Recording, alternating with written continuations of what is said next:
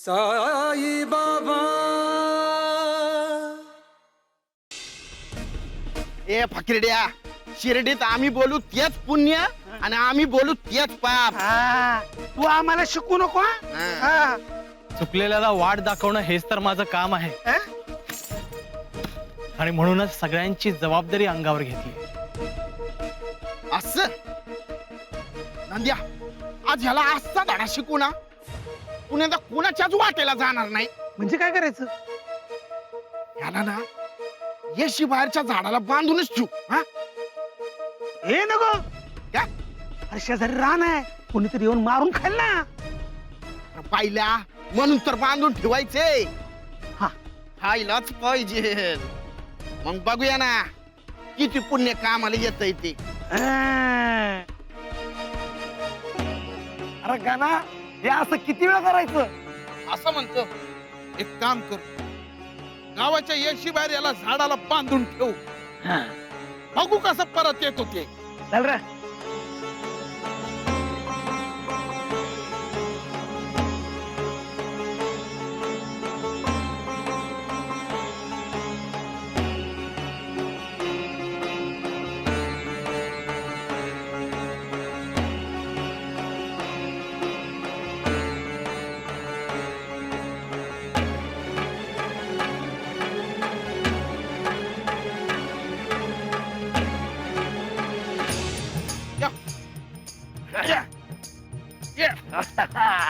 अरे येडा का खुळा तू, अरे फिर.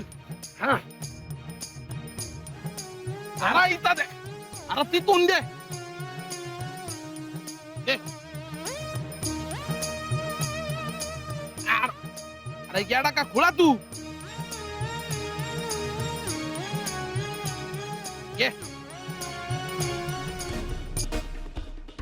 धर धर इधर. थांब थांब थांब थांब. नीट धर. हे घे. हात हात हात हात. हा, थांब थांब.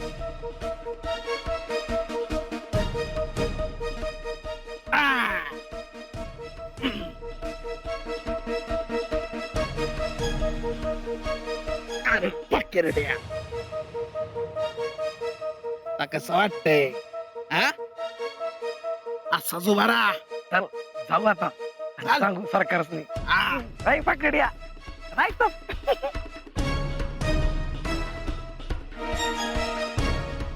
हे कर आता. चला चल. अरे का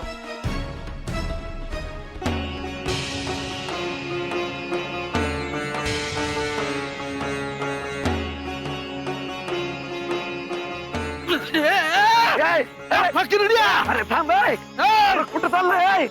अरे थांब.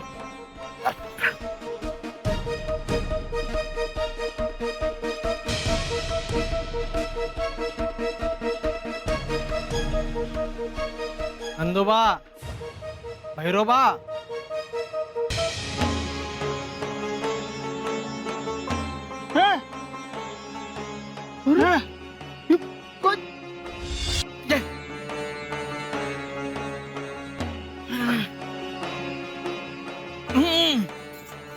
धर धर.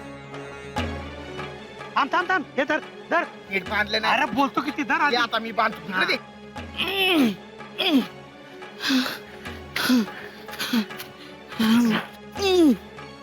लय तकलो रे फकिरड्यानं. नाही.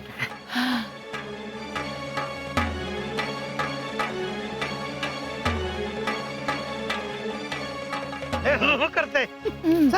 चला.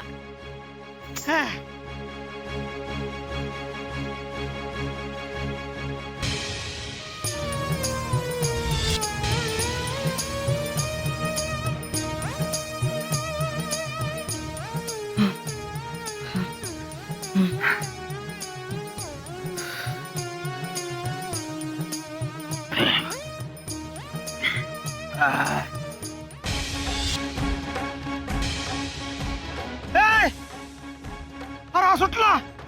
अरे सुटली. अरे एकदा प्रेमाच्या धाग्याने बांधून बघा, मी लगेच बांधला जाईन. झालं? मला बांधून जाताय याचा तुम्हाला नक्की पश्चाताप होईल. माझ्यामुळे कोणाला त्रास झालेला मला बघवत नाही. आता काही होणार नाही. बांधा.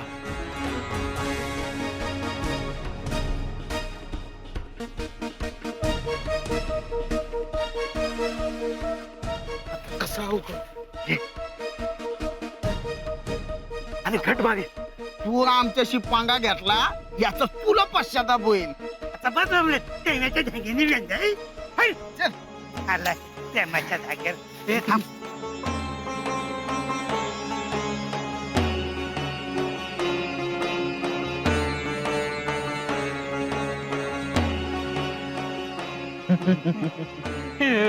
आता बस तसा जनावर खातील तुला. चल.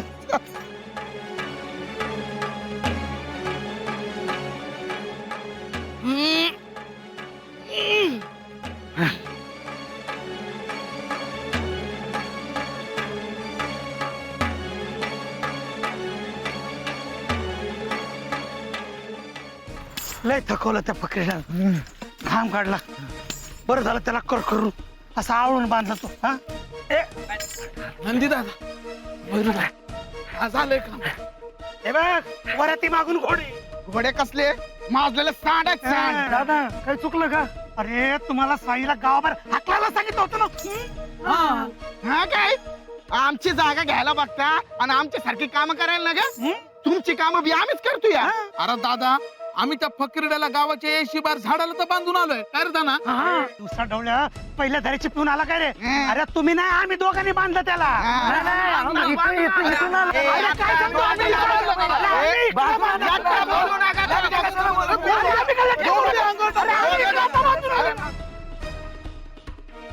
थांबा, थांबा, थांबा. अरे आम्ही मी रशी बांधली.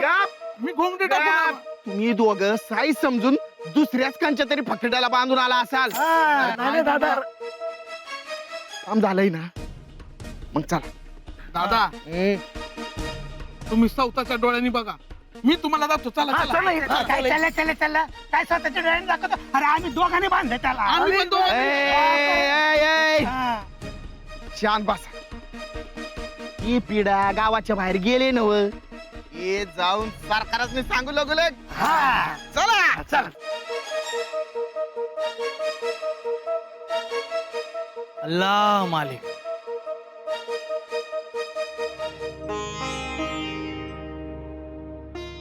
दादा दादा दादा दादा दादा कुठं आहे? दादा तुझं काय काम आज दादाकडं हा? कुठं आहेत? गावात समतीकडे शोधलं. कुठं बी नाही गावले. कुठं आहे? अरे दादा कोपरगावला गेले सकाळीच. पर काय झालं ते तरी सांग. अक्के अक्के अक्के अक्के अक्के गणाधना साईंना गावाबाहेर काढतात. त्यांना अडवायला पाहिजे. त्यांना अडवायला पाहिजे. लवकर चल. बरोबर दादा नसताना डाव साधला. तू चल जाऊ. चल आपण. जाऊ काय जाऊ हा? तो काय कोणवड आहे बाई? इथं माझा शबूत चालणार. पर ते साईंना गावाबाहेर काढतात. अरे मग काढू दे की. त्यो गावाबाहेर जावा ही खंडोबा राहायचीच इच्छा आहे. आणि त्या घाणीला गावाबाहेर काढणं हेच चांगलं आहे. असं ना गाव बोलू सासूबाई. इतक्या वर्षांनी तो गावात आलाय. पुण्यांदा त्याला गावाबाहेर काढायचं म्हणजे ये त्या फकीड्या बाई जीव अर्धा करायची गरज नाही. जे काम दिलंय ना ते आधी पूर्ण कर. चल जा.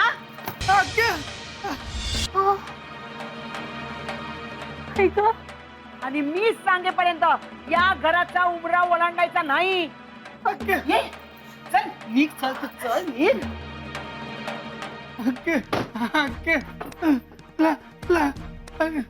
शकू पटली नाही म्या. तुझी अक्का बी जाणार नाही आणि तू बी जायचं नाही. माझा शबूत मोडलास ना तर या घराची पायरी पुण्यांदा चढायची नाही. समजलं का? चल निघ. चल निघ ना. चल.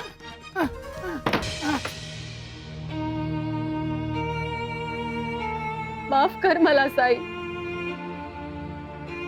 मनात असून बी तुझी मदत नाही करू शकत म्या. कोण कोणाच्या मदतीला कधी कुठे कसा पोहोचणार ह्याची वेळ ठरलेली असते बायजामाई. प्रत्येक गोष्ट वेळच्या वेळीच होणार.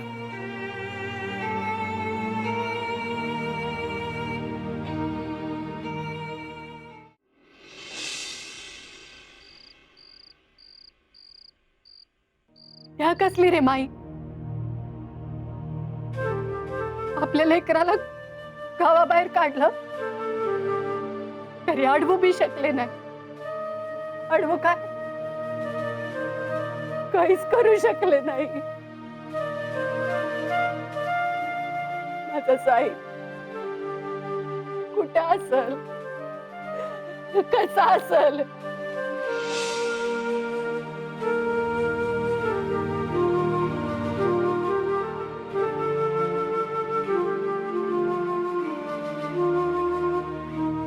हळवाय र माझं लेकरू. माग असा दुखावला गेला होता की निघून. आता इतक्या वर्षांनी आलाय, त्याला का परत घालवते? तर साई परत गेला तर मी अजिती राहायची नाही.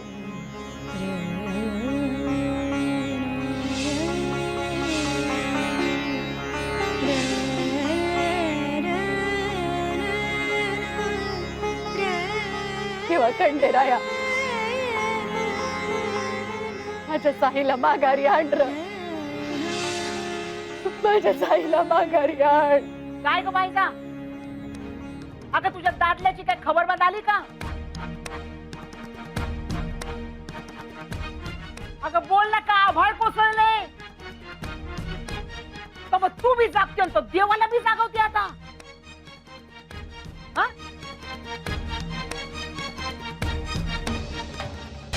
फकीरडीसाठी कळत होतीस का सगळं? हा?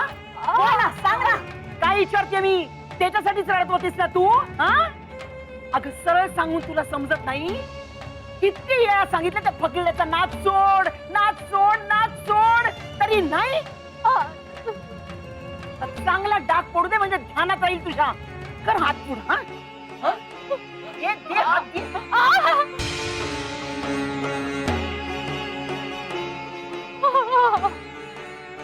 सासूबाई.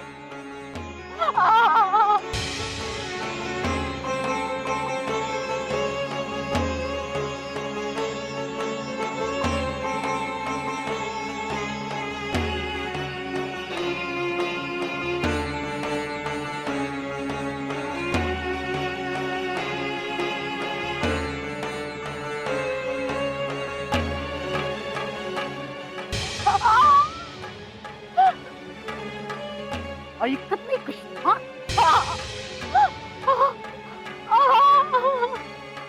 जरा हात खाली कर.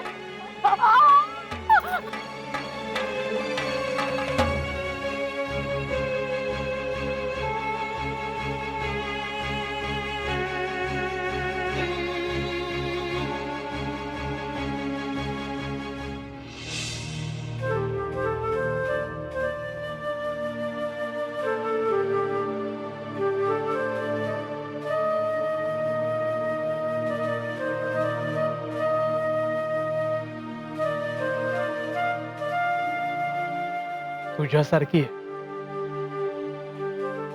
माझी बायजामाई, अगदी तुझ्यासारखी आहे. तिला फक्त देणं ठाऊक आहे, प्रेम करणं माहिती. बायजामाई, अगं स्वतःला त्रास करून घेऊ नकोस. माझ्या वाट्याला हे असंच येणार. प्रभू रामचंद्र श्रीकृष्ण यांनी मनुष्य देह धारण केला तेव्हा त्यांच्याही वाट्याला भोग आलेच ना. मी तर एक साधारण फकीर. हा फकीर जितकं भोगेल तितकं या शिर्डीचं भलं होईल. माई, मला होणाऱ्या कष्टातून काहीतरी चांगलंच निपजे. सासूबाई. रात्रभर घराबाहेर थांबायचं, थंडीत कुडकुडत बैस. बैस नाही तर मर, पर घरात यायचं नाही. चल निघित ना. सासूबाई, सासूबाई ऐका ना हो माझं. अहो मला घरात घ्या ना. मला शिक्षा नका करू सासूबाई. मला शिक्षा नका करू सासूबाई. मला हात द्या ना.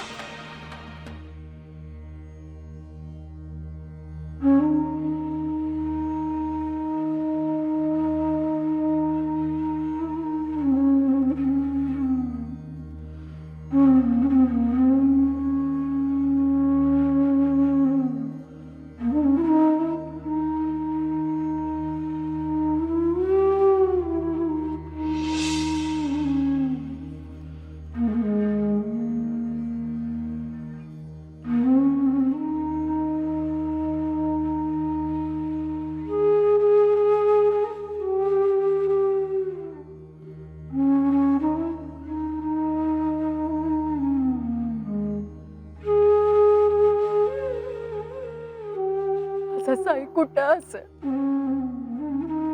कसा असेल?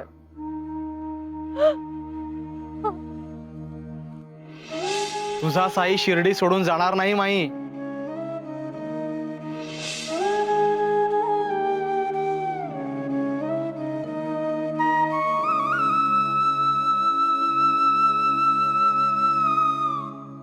उगीच जीवाला घोर लावून घेऊ नकोस.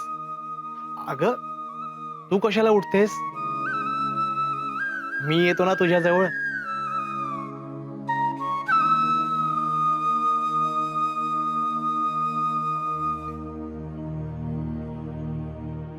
तू तू आलास. मला शरद म्हणाला होता की तुला तर गावाबाहेर नेलं म्हणून. तू त्रासात असताना मी येणार नाही असं होईल का माई?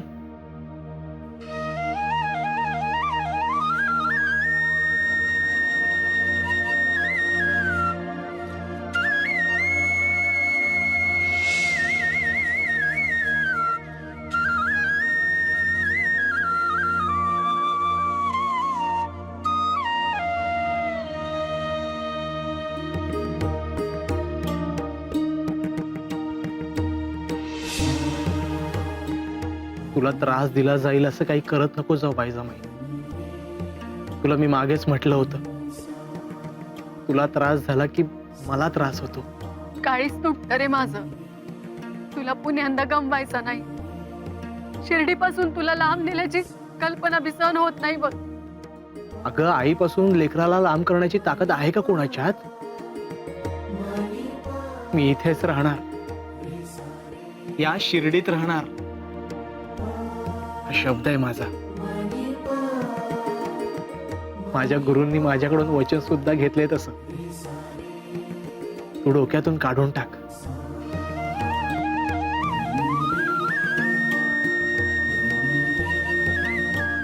ही साल चोळत राहा, सकाळपर्यंत बरं वाटेल. अरे हाताची जळजळ तर आत्ताच थांबली. मी दार उघडून देतो, आज जाऊन झोप. नाही नाही न ग.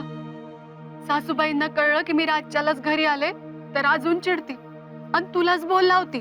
अगं माई, बाहेर थंडी आहे. अरे तू इथे शिर्डीत आहेस एवढंच पुरेसं आहे मला. बाकी कंचा बी त्रास सहन करी, काय बी होणार नाही मला.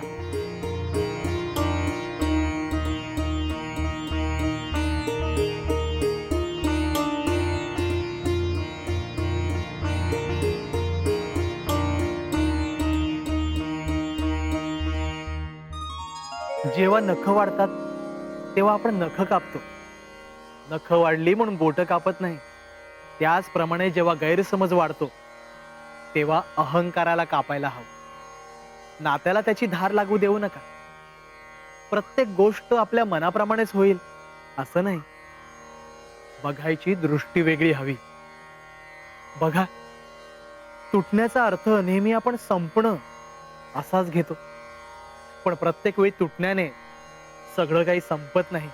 अंड तुटतं तेव्हा तर नवीन आयुष्याची सुरुवात होते. गुलाबाला काटे असतात असं म्हणून रडण्यापेक्षा काट्यांना गुलाब असतो असं म्हणत हसणं उत्तम, कारण काटेही त्याचेच, फुलंही त्याचीच. तो सबका मालिक